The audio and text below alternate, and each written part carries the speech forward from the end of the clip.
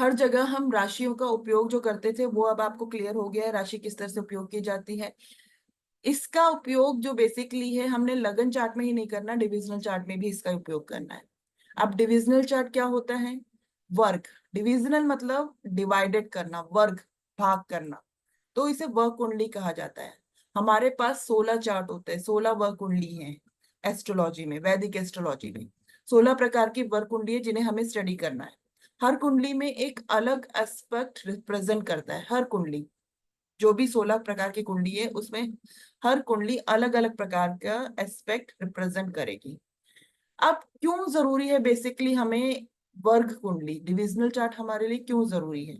पराशरी ज्योतिष में कहा जाता है जब ब्रॉड वे में हमें अगर किसी चीज को जानना है, पहचानना है, तो हमें अ, बारीकी से समझना है, तो यहाँ पे हम डिविजनल चार्ट का उपयोग करते हैं। केपी एस्ट्रोलॉजी में अगर हम बहुत बारीकी से जानते हैं तो नक्षत्र और सबलॉर्ड लेवल तक जाते हैं। यहाँ पे जो सबलॉर्ड लेवल का जो फॉर्म है ना, वो डिविजनल चार्ट बताता है।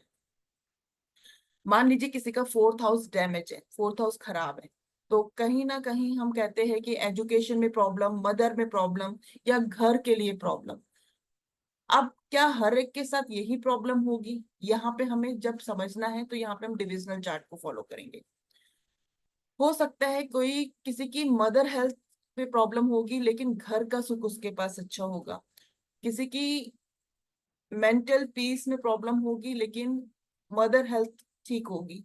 तो डिपेंड ऑन सिचुएशन की उसकी प्रॉब्लम क्या है, यहाँ पे हम डिविजनल चार्ट को हम देखेंगे और उससे हम एक्यूरेट प्रॉब्लम को समझेंगे। अब एक्चुअल में व्यक्ति को क्या प्रॉब्लम आएगी ये हमें डिविजनल चार्ट से पता चलता है। ये पता करने के लिए कि एक्चुअल प्रॉब्लम क्या है, इसके लिए हम वर्ग कुंडली देखेंगे। अब एजुकेशन हम देखते हैं फिफ्थ हाउस से, चाइल्ड बर्थ हम देखते हैं फिफ्थ हाउस से। तो किसी की भी कुंडली में फिफ्थ हाउस अगर खराब है तो क्या एजुकेशन और बच्चे को लेके कोई प्रॉब्लम हो सकती है? मतलब इन दोनों को लेके प्रॉब्लम हो सकती है क्या, हम ये कहेंगे? तो यहाँ पे हमारी प्रेडिक्शन कभी कभी गलत भी हो जाएगी, क्योंकि वो ऐसा नहीं होगा कि किसी को अगर एजुकेशन की प्रॉब्लम है तो उसकी लाइफ में बच्चे की भी प्रॉब्लम होगी, या किसी को बच्चे की प्रॉब्लम है तो उसकी लाइफ में एजुकेशन की प्रॉब्लम। इसको हमने माइक्रोस्कोपिक व्यू में समझना होगा, सूक्ष्मदर्शी लेवल पे। तो आपको बर्थ चार्ट के साथ साथ डिविजनल चार्ट को भी देखना होगा। मान लीजिए किसी के फोर्थ हाउस में राहु और शनि बैठा है तो घर से रिलेटेड परेशानियां आएगी, डोमेस्टिक परेशानी आएगी, ये पक्की बात। लेकिन वर्क कुंडली में फोर्थ हाउस में ही अगर जुपिटर, मून, वीनस ऐसे शुभ ग्रह बैठ जाए तो ये क्या करेंगे? प्रमोट करेंगे। घर में जो परेशानी आएगी, अगर वहां पे शुभ ग्रह बैठे हैं तो वो परेशानी नहीं आएगी। तो डिपेंड ऑन सिचुएशन हमें वर्ग चार्ट देखना जरूरी है। अब वर्ग चार्ट जो है बेसिकली अलग अलग वर्ग चार्ट है जिसे हम समझेंगे। तो सबसे पहले हमारे पास जो वर्ग चार्ट आता है वो है D1 चार्ट। D1 चार्ट क्या है? लगन चार्ट, बर्थ चार्ट। जो हम जब कुंडली डालते हैं, नाम, डेट ऑफ बर्थ, प्लेस डालते हैं तो हमारे पास लगन चार्ट आ जाता है। तो वो हमारे बेसिकली ऑल एरिया को जज करता है, हमारे लाइफ में सारे जो एरिया है हम लगन चार्ट से देखते हैं। D2 चार्ट कोरा चार्ट होता है, ये है फैमिली और वेल्थ का चार्ट। D3 चार्ट ये दृष्टांक चार्ट होता है, ये इंपॉर्टेंट चार्ट होता है, मोस्ट इंपॉर्टेंट चार्ट कह सकते हो। फ्रूट्स ऑफ प्लैनेट हमें क्या दे रहा है वो हम D3 चार्ट से पता करेंगे। अब D3 लगन का अगर हम तीसरा हाउस देखते हैं उससे हमें भाई बहन के बारे में, रिलेशनशिप के बारे में, करेज के बारे में पता चलता है। तो यहाँ पे भी सेम D3 चार्ट हमें इस चीज को बताता है। मेडिकल एस्ट्रोलॉजी में D3 चार्ट इंपॉर्टेंट होता है, यात्राओं के लिए भी हम D3 चार्ट को फॉलो करते हैं। D4 chart, D4 chart basically अगर हम कुंडली में देखते हैं तो घर का सुख हम चौथे भाव से देखते हैं। तो D4 चार्ट हमें घर का सुख बताता है, पीस ऑफ माइंड बताता है। सुख की जब भी बात होगी तो हमें D4 चार्ट को भी स्टडी करना है। बंदा फॉरेन सेटलमेंट होगा या नहीं, ये हमें D4 चार्ट बताता है। प्रॉपर्टी परचेज के लिए भी हम D4 चार्ट को फॉलो करेंगे। अब भाग्य के लिए भी हम D4 चार्ट को देखेंगे, क्योंकि अगर हमारा भाग्य अच्छा होगा तभी हमें सुख मिलेगा। हमें जो भी हैप्पीनेस है वो हमारे भाग्य के ऊपर डिपेंड करती है। तो D4 चार्ट यहाँ पे हम फॉलो करेंगे। रेंटल इनकम होगी या रेंट में आप रहोगे, मकान आपका खुद का होगा या रेंट का होगा, ये D4 चार्ट बताएगा।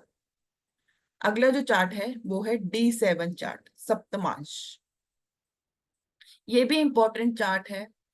पंचम भाव में हम संतान होगी या नहीं, जो हम कुंडली के लगन कुंडली में हम पंचम भाव देखते हैं, उसमें हम ये पता करते हैं कि सब हमारी जो संतान है वो होगी या नहीं, कब होगी, दिक्कत तो नहीं होगी, नॉर्मल होगी या ऑपरेशन से होगी। अब कुंडली में जो डिविजनल चार्ट है D7 चार्ट, ये हमें ये बताएगा। बच्चे होते हैं, कई लोगों को सुख नहीं मिल पाता, बच्चों का सुख भोगेगा कि नहीं, बच्चों का सुख मिलेगा कि नहीं, ये D7 चार्ट से पता चलेगा। इसके बाद हमारा नेक्स्ट चार्ट आता है D9 चार्ट। ये हमारा D1 की आत्मा, सूल लाइक D1, इसे हम D1 की आत्मा का चार्ट कहते हैं। D9 चार्ट जो होता है बेसिकली नववांश कहा जाता है। ये बहुत इंपॉर्टेंट है। D1 और D9 इनको अगर हमने फॉलो करा तो हमें बहुत सारी चीजें सामने आ जाती है। मैरिज की इंफॉर्मेशन D9 चार्ट से दी जाती है। आप एक्चुअल में कितने भाग्यवान हो, ये D9 बताएगा। ये चार्ट बताएगा D1 चार्ट। और D1 चार्ट में बेसिकली लगन चार्ट में हमारा 9th जो हाउस होता है वो हमारा भाग्य का होता है। अब 9th हाउस जो भाग्य का होता है तो वहां पे हम हमारा जो नववांश है वो भी हमारे भाग्य के बारे में बताएगा कि हम कितने लकी हैं, हमारे लाइफ में हमारा भाग्य साथ देता है या नहीं। तो ये D9 चार्ट बताता है। D9 चार्ट लगन की आत्मा ही नहीं, आपके हर प्लैनेट की आत्मा कही जाती है। कौन सा प्लैनेट कितना शक्तिशाली है D9 चार्ट बताता है। अगर D1 चार्ट में कोई प्लैनेट खराब हो रहा हो और D9 चार्ट में अगर वो अच्छी पोजीशन में हो तो इट मीन्स वो आपको रिजल्ट देगा। और अगर समझ लीजिए D1 में आपकी जो प्लैनेट अच्छी पोजीशन में हो और D9 चार्ट में वो खराब हो रहा हो तो कहीं ना कहीं उसका रिजल्ट नेगेटिव होगा। तो ये D9 चार्ट आपको क्लियर करेगा। मान लीजिए जैसे केपी में जिन्होंने करा हुआ है उनको पता है कि 2 6 10 11 हमारा कुंडली में सब लॉर्ड लेवल तक अगर आता है तो पैसों के बारे में बताता है कि वो अच्छी इनकम जनरेट करेगा। लेकिन अगर वही प्लैनेट D9 में खराब है, वीक पोजीशन में बैठा है, तो वहां पे वो जितनी मर्जी मेहनत कर ले उसको वो एफर्ट नहीं मिल पाएगा। ये केपी एस्ट्रोलॉजी की बात थी। अब आते हैं हम आगे नेक्स्ट चार्ट में D7 चार्ट। D7 चार्ट भी हमारा एक इंपॉर्टेंट चार्ट है। पंचम भाव से हम संतान, ओके ये हमारा क्लियर हो चुका था। आगे हम बढ़ते हैं।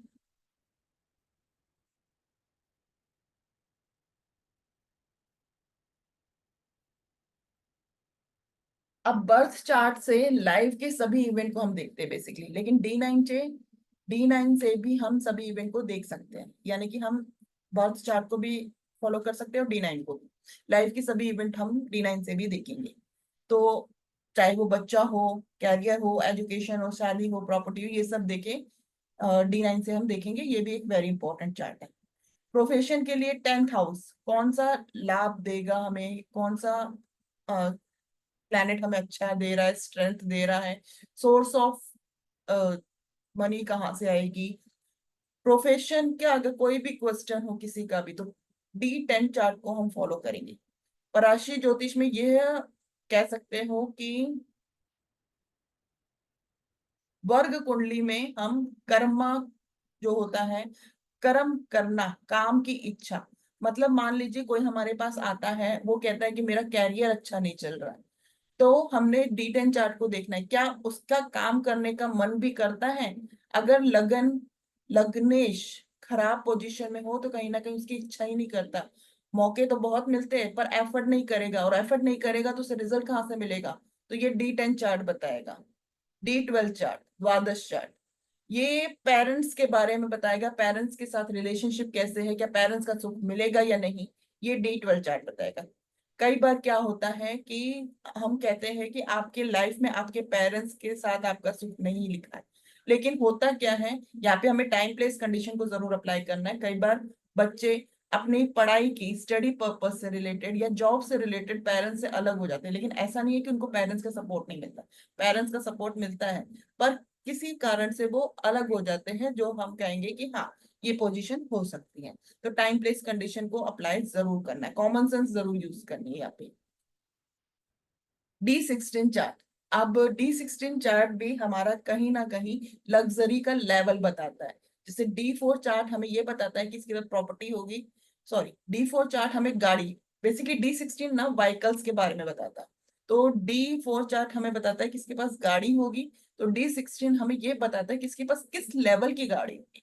मीन्स BMW है या फिर नॉर्मल गाड़ी है, ये D16 चार्ट बताएगा व्हीकल के बारे में। ट्रेवल के लिए हम D3 चार्ट को भी देखेंगे। ट्रेवल के लिए अगर देखना है तो D3 चार्ट को भी हम फॉलो करेंगे। अब कई बार ज्योतिषी कहते हैं कि आपको शनि अष्टम भाव में या शनि खराब है तो आपको लोहे से प्रॉब्लम हो सकती है, वाहन से प्रॉब्लम हो सकती है, वाहन से रिलेटेड खतरा हो सकता है। तो यहाँ पे हम व्हीकल से कुछ भी सवाल अगर जुड़ा हुआ है अच्छा या बुरा, तो उसके लिए हम D16 चार्ट को फॉलो करेंगे। D20 ये इतना इंपॉर्टेंट नहीं है, इससे हमें स्पिरिचुअलिटी की प्रोग्रेशन के बारे में पता चलता है। हर कोई बेसिकली स्पिरिचुअलिटी के बारे में नहीं पूछता है कि उसकी स्पिरिचुअलिटी की ग्रोथ होगी कि नहीं, लेकिन ये D20 से पता चलता है। D24। अब D24 जो चार्ट है, बुद्धि कैसी होगी, एजुकेशन कैसी होगी, ये D24 चार्ट बताता है। D30 जो होता है, एक D30 चार्ट होता है, वो रेमेडियल पर्पस के लिए होता है, जिसमें बहुत माइनर वे में जाके रेमेडियल पर्पस होता है। लेकिन D24 जो है वो एजुकेशन से रिलेटेड होता है। हमारा दुर्भाग्य कैसा है, ये D24 बताता है। अब अगर दुर्भाग्य बता रहा है तो कहीं ना कहीं हमारे लक के बारे में भी बताएगा। फॉर्चून, मिस फॉर्चून, ये दोनों बातें बताता है। कौन सी पीड़ा है जिससे, मतलब किस पीड़ा की हम रेमेडी नहीं कर सकते, कुछ भी प्रॉब्लम हो, कई बार ऐसी चीजें होती है जिसकी रेमेडी नहीं की जा सकती, तो वो एलिमेंट बेस के ऊपर D24 चार्ट में हम समझेंगे। D27 चार्ट जो है वो हमारे हेल्थ, सेहत, बीमारी के बारे में बताता है। शारीरिक बल कैसा है, कमजोर है, ताकतवर है, ये D27 बताता है। D40 हमारे लाइफ के सुख दुख के इवेंट बताता है, ये भी हमारे सुख दुख के इवेंट जो हमारी लाइफ में चलते हैं ये बताता है। D45 इससे हमें हमारे बर्थ चार्ट में, जैसे D40 है इवेंट के बारे में बताता है, तो ये भी हमारे बर्थ चार्ट के इवेंट के बारे में हम देख सकते हैं। अब लास्ट में आता है D60 चार्ट, ये भी नववांश की तरह ही इंपॉर्टेंट है। इससे हमें पास्ट लाइफ के कर्मा, पास्ट लाइफ के बारे में पता चलता है। सूक्ष्म लेवल तक अगर हमें जाना है पास्ट लाइफ तक, तो D60 चार्ट को हम फॉलो करेंगे। तो ये हमारे जो चार्ट है इसको आपने लिख लेना है, अच्छे से समझ लेना है कि किस चार्ट पे हम क्या देखते हैं। आज अभी के लिए हम इतना ही करते हैं, मिलते हैं फिर हम नेक्स्ट क्लास में। ओके।